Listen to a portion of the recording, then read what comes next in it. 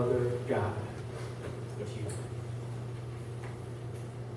God, may this time, this space, this room, this building, these people, may we just center our hearts on the one true God. Be with us this day. Speak to us once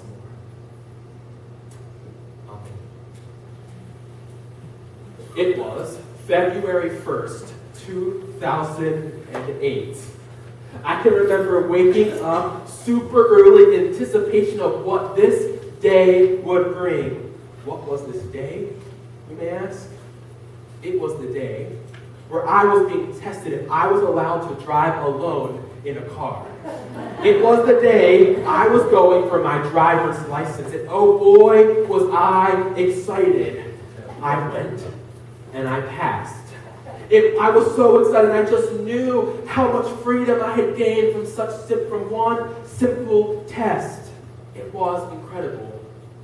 So after driving my dad home and celebrating with my family for a moment, it was time for me to take my first solo adventure. And guess where I went? To the pastor's house. Why to the pastor's house, you may ask? Because my best friend just happened to be the son of my pastor. And so I think he even visited a couple of months ago here. And so I drove to his house with a lot of excitement. And after we got over our excitement, we decided that we would do what we wanted to do. We would go for a drive around town and just enjoy ourselves. And of course, we would listen to some music. And of course, we proudly stopped at Dunkin' Donuts because that was our favorite spot in town. So we were just driving around, having a nice, wonderful Friday afternoon. But for some reason, I had to go home. I don't know why I had to go home. I wish I didn't go home that day. But I remember going home, and I remember pulling up in the driveway. I left Gabe in the car. The car was running. I went in to grab whatever I needed.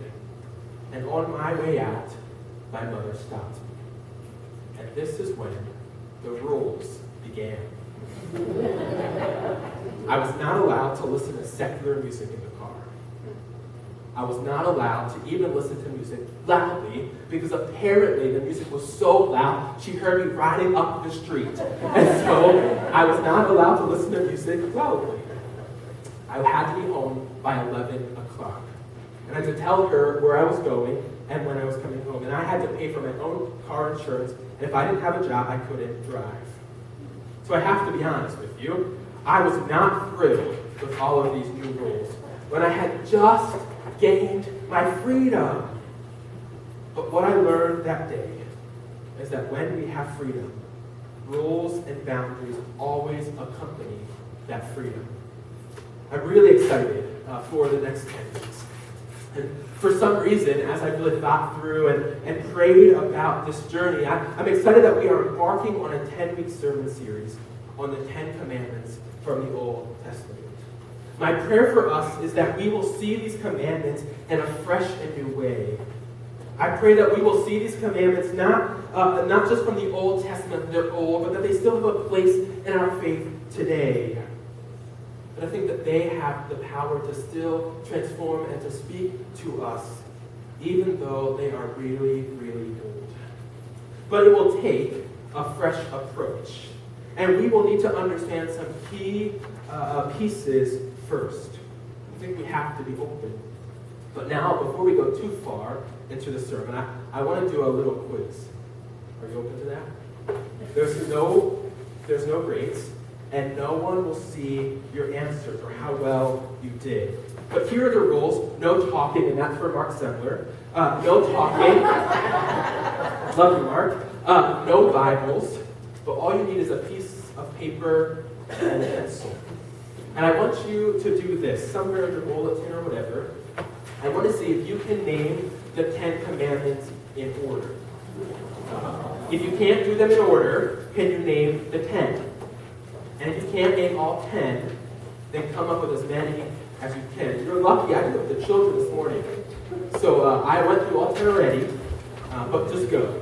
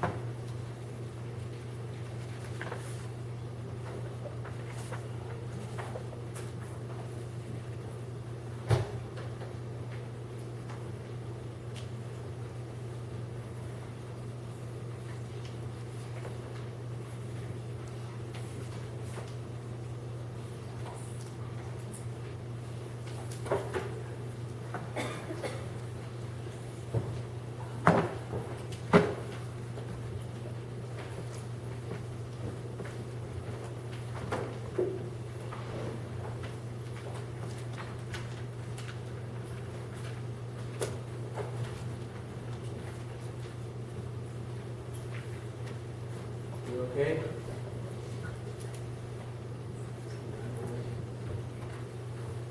Doesn't need to be in the full King James version. You're welcome.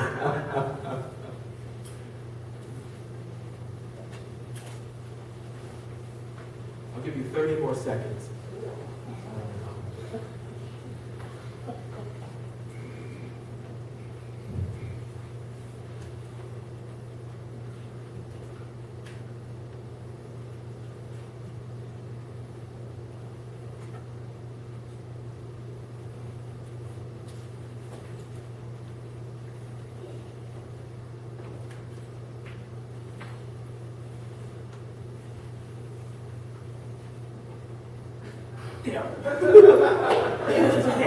What are you doing? Oh, that was good. That was good. I saw Jonathan in the eyes pop right when it popped. That was good. That was good. Well, that's good. So how did you do? Okay? A little bit okay. So. You got A. That's really great. And I won't ask you how many, but did anyone get a perfect? Well, good, yes. I did that, so now we're all on the same page. We also have work to do, don't we? But let's go through them for a moment, because I think it's fun. In some sense, maybe it's been years since we have thought through the Ten Commandments. Maybe a long time since we've heard them uttered in church. And so let us go through the list before me. So we have the first one, no other gods before me. We have the second one, no graven image before me under the earth, the heaven, and the waters, and really that means no idols, right? That's a simpler language. I kept it in the King James just because we're probably most familiar with that. The third one is do not take the Lord's name in vain. The fourth one is honor the Sabbath. The fifth one is honor thy mother and father. The sixth one is do not kill. The seventh one is do not commit adultery. The eighth one is do not steal.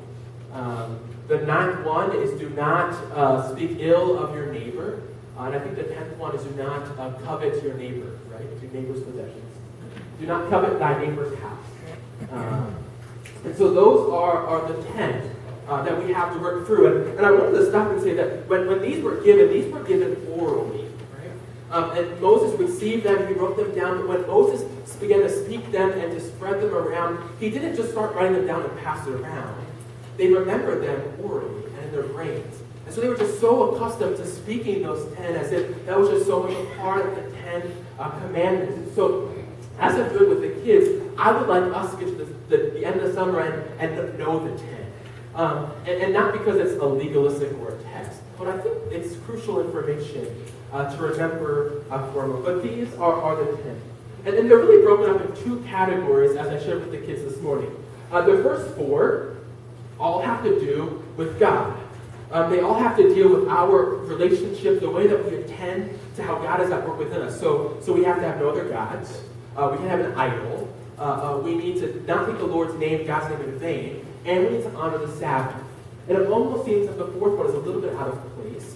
But we'll talk about that one in particular.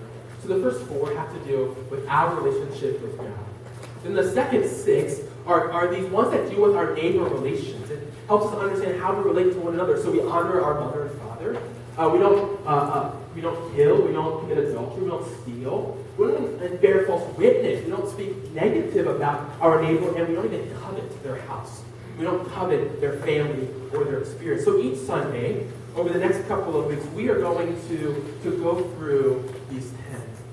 Now, if you happen to miss a Sunday, we are recording each of the sermons. And so it would be helpful, I think, if you aren't here, to hop on our Facebook or our website to really follow along. Because each of them are really going to build upon the one previous. So it'll be really important for all of us to be on the same page with that. But these two, they really speak to one another. They actually play out to one another. It's not simply that we need to worship God in these ways, and then we need to care for our neighbors in other ways. They actually, I think, speak to one another. That how we worship God, how we follow the first 4, will automatically affect how we relate to our neighbors, the second 6. And vice versa. The way that we relate with our neighbors and attend to them is a sign of how well that we love God. I think these two, the first 4 and the second 6, really play off of one another. They really have a deep relationship with each other. Now, let's talk about for a moment when God spoke these into existence. I think it's really important for us to know the context of when these were written. So God's chosen and favored people in the Old Testament were named the Israelites. They were God's people. The Old Testament, I think, is a story of many generations of the Israelites and in their journey of loving God. If you think the United States is bad, if you think the United States has gone away from the way of God, you haven't read the Scriptures. Because the Old Testament is a story of people seeking wicked and horrible, sinful things all the time, and they're consistently ignoring God. All throughout the Bible, we see God reaching out to his people as people continue to reject God over and over. Unfortunately, God has been dealing with us sinful, wicked people for like 2,000 plus years. So God is accustomed to really seeking and fighting for us. So we need to keep that in mind. And so this was a time in the Israelite history where they escaped slavery. God's people were under the corrupt rule and leadership of one guy, and his name was Pharaoh. And so God intervened on the behalf of the Israelites when they were in slavery in Egypt. And yet God proved to his promise to deliver the Israelites from slavery after, guess how many years? 430 years. Imagine praying to God to deliver someone from slavery for 430 years. And I get annoyed if God doesn't answer me in one day. Let alone praying for God to deliver God's people out of slavery for 430 years. I'm baffled by that. And there could be an entire sermon about God's faithfulness and trust in just that experience, but I should probably stay on topic this morning. But God raised up baby Moses. Baby Moses was to be the person to help get the people out of slavery. And so once out of slavery with the 10 plagues and the different things, what did he do? God parted the Red Sea so they could walk through dry land. In the wilderness next, God provided water to drink and manna and quail to eat. God did this for the Israelite people when they did nothing to deserve it. So God continued to reveal God's self more and more of God's character to the people of the Israelites. And they soon knew that God was a faithful promise keeper. He was a deliverer, a rescuer, and provider. And God was even physically present in the pillar of cloud by day and the fire by night. So Israel trusted in God's presence. So Israel was walking in the grace of God's deliverance when they finally got to Mount Sinai. And this is when the 10 Commandments really came into existence. Moses was told to descend. I don't know if you heard as I was reading, he descended and he came down. It was just this dialogue of Moses going up and down the mountain and having different rules around that. But then this is what God told Moses to tell the Israelites. This is what he said in Exodus 19:4. You yourselves have seen what I did to Egypt, and how I carried you on eagle's wings and brought you to myself. Now if you obey me fully and keep my covenant, then out of all nations you will be my treasured possession. Although the whole earth is mine, you will be for me a kingdom of priests and a holy nation. It was a promise that God had with his people. The day God gave the 10 Commandments, the Israelites stood at the bottom of the mountain trembling to meet with God as God descended to meet Moses in a fire. Imagine that scene. And God, in that moment, was inviting his people to have a deeper relationship, a deeper covenant with him. And it seemed like the Israelites were pretty much open to it. So much so that they were to clean themselves by the third day and purify themselves. They couldn't look at God, they couldn't break through, but they could just be near the presence, and I think that was powerful enough. So standing there, shaking in all of God's presence, God spoke the 10 Commandments to Moses, and ultimately spoke the 10 Commandments to the Israelites. And then God declared, and I bet this was a boisterous, loud declaration, I am the Lord your God, who brought you out of Egypt, out of the house of slavery. You shall have no other gods before me. These were, I believe, direct words from God. There was no human interpretation, but these are words that are directly from God. He even referenced that himself by saying, I am the Lord your God. The same reference back when God called Moses in the burning bush. As God is declaring who he is by saying, I am the Lord your God. He reminds them of one single thing. He reminded them the time when they were in slavery, and reminding them how much he loved them and how he was giving them freedom.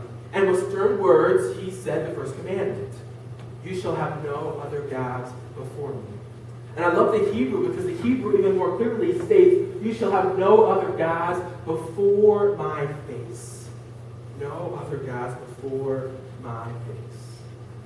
God is commanding Israel to take away all other gods. This was really, I think, countercultural for the Israelites. This was the only religion during this time that claimed that there was only one true God at the exclusion of others.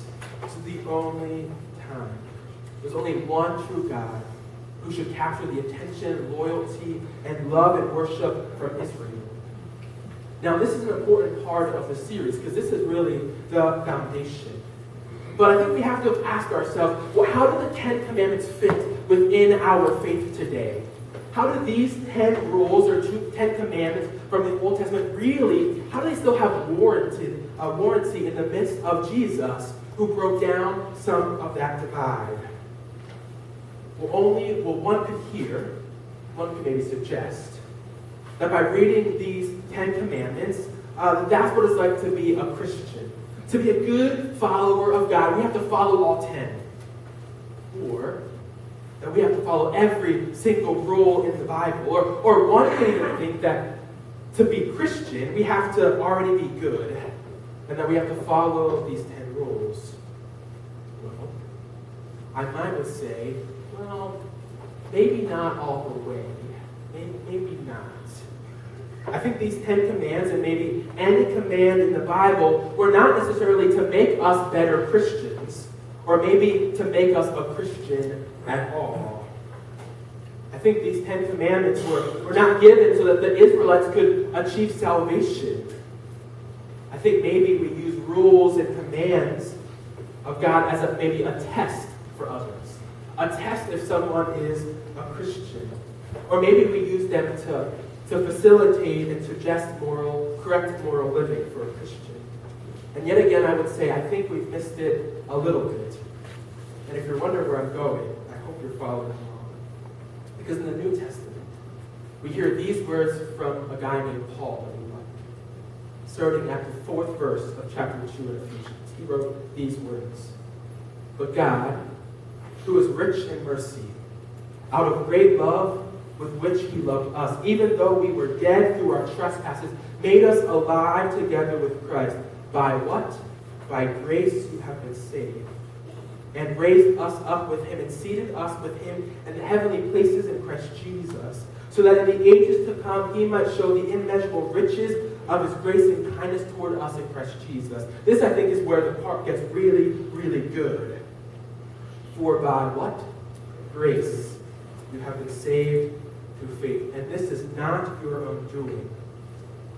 This is not your own doing. It is a gift of God. Not the results of works, so that no one may what? Boast. For we are what he has made us, created in Jesus Christ for good works, which God prepared beforehand to be our way to life. Salvation and faith in Jesus Christ is not about us. It's not about me. We have done absolutely nothing to earn grace. We cannot boast that we are any better than anyone else. We cannot boast that we are better. Why? Because if we do, we're disgracing two people. we're disgracing ourselves, but I think we're disgracing the very work of Jesus Christ himself. So we cannot boast in our actions and our thoughts and our thinking. I think no pride can be in us, but rather we are meant to be free. Free from sin and trespasses of our world. We were meant to have freedom. And that freedom came from who? Jesus and God. And so, as we focus on the 10 Commandments this Sunday, I think this is probably the most crucial part for me. I want us to change the language a little bit. And I want us to use this language. Freedom rules. This is why I think that language speaks more accurately for these 10. For the Israelites, they were in slavery. God delivered them from slavery to be set free so that they could live. They were given freedom in God. These commands were not rules that one would experience as if they are in slavery. We're not bound like we're by slave master that we're in slavery, but rather these rules were to invite the Israelites to have freedom in their walk with God and their relationship with other people. These rules were given so that people called the Israelites might live in freedom, so that they could be set free to live freely. These freedom rules, I think, were given to the Israelites who would learn how to freely love God and freely care for others. Why? Because they were in a covenant relationship. These people that God spoke to them were covenanted, committed people of God. They weren't new Christians, but it was within a covenant. So I don't think that these are strict, legalistic rules. Not at all. But rather, I think what these rules were intended was to offer us freedom with God and freedom with other people. That God so loved and cared for us that he wanted to offer us a different way, a different path to share about how we can live freely with God. So I think as we look at each of these 10 this summer, we will ask ourselves, how will we have freedom with God? We've escaped the slavery of sin and death. God has done that work for us. So as we experience that new freedom, how do we enter into that freedom as well? So we will bring in Jesus, because Jesus often and sometimes referenced these 10 commandments. And we'll see how God is calling us to have freedom and to be set free so that we can freely live. I think we will see how these 10 freedom rules, or 10 commandments, may speak to us in many, many ways. So how did God begin it all? God began by declaring who he is, by acknowledging God's gracious work in freeing people, and tells us to be free by taking on 10 freeing things that will help us live freely with God and others. So the foundation of that was this, that we must have no other gods before our gods. So today, the only one true God is worthy of our attention, to our obedience, to our praise. Only the one true God is to be our top priority over everything and everyone else. However, even for us, I think this is countercultural. How many of us kneel before the gods of television, the gods of cell phone, the gods of Facebook, email, work, sports, food, or friends? How many of us spend more time spending our attention on what's on television and what we will eat after for lunch today than we do focusing our attention on the one true God? All around us, people bow down before gods of beauty and fame and money. But the holy God we worship requires us to push all these other gods away and to give God our undivided loyalty, love, and attention.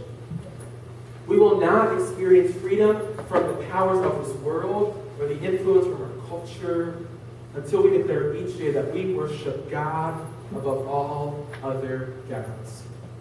That God is the one and only, the first and foremost, front and center in our lives. I think a yes to God is a no to everything else.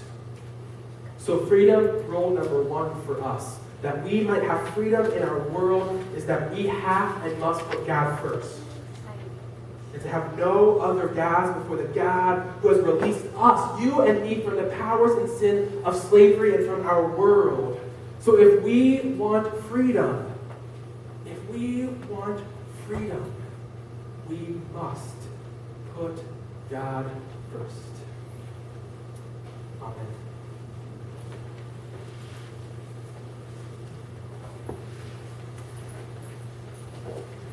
As I prepare the table for communion, I would invite us to stand and to sing the song, Let Us Break Bread Together. Hymn number 618.